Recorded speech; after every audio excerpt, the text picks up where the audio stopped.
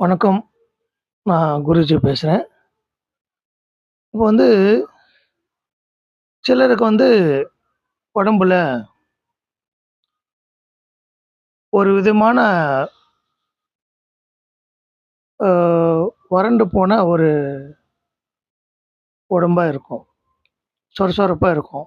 உடம்புல ஒரு இதுவே இல்லாம இருக்கும். பளபளப்பே இல்லாம இருக்கும்.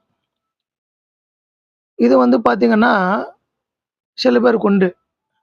அதே சமயத்தில பெண்களுக்கு பார்த்தீங்கன்னு சொன்னா, அவங்க முகம் அழகா இருக்கணும்.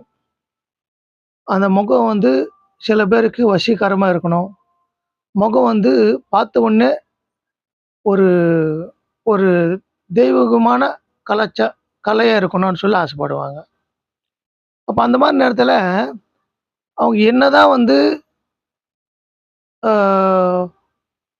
அந்த மேக்கப் போட்டாலும், அதுக்குரிய கிருமிகள் கிரீம் பூசினாலும், முகம் ஒரு பளபளப்பு நிரந்தரமா இருக்காது. அந்த கிரீம் பூசுறப்ப மட்டும் தான் ஒரு பளபளப்பு குடுக்கும். அதுக்கப்புறம் தராது. அதுக்கு ஒரு மந்திரம் இருக்கு. அந்த மந்திரத்த நான் சொல்றேன். இது பாருங்க. உங்களோட முகம் பளபளப்பான இருக்கும்.